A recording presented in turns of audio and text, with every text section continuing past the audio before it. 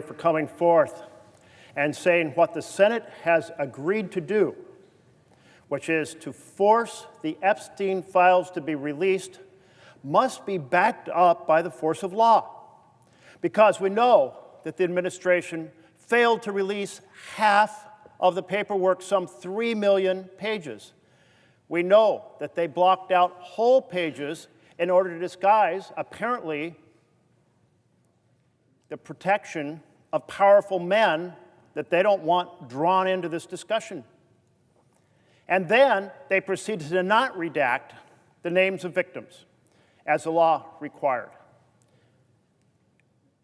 Let us not forget what this entire Epstein scandal is about.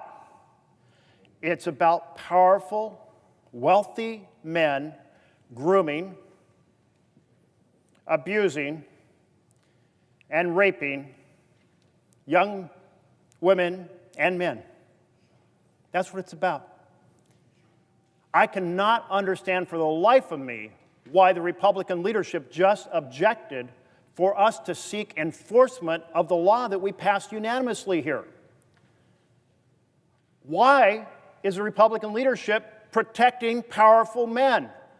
Why are they protecting the administration, allowing 3 million pages to be held onto? Why are they allowing page after page after page to be blacked out to protect those powerful men?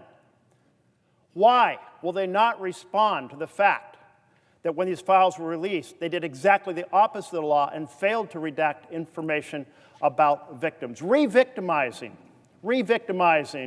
so many? This is 1,000% unacceptable, and it's unacceptable to our values as a nation, our values which talk about equal justice under law. That's why, by unanimous consent, we said those files must be released.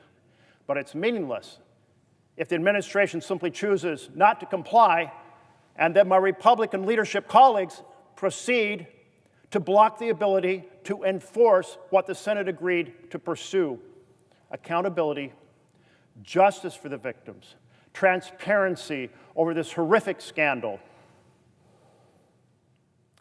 Mr. President, I hope my Republican colleagues will reconsider their objection, because what they've just done is wrong, morally wrong, and wrong under the values of equal justice under law, wrong under the values of justice for those who have been victimized, wrong under the value of accountability for the perpetrators. Thank you.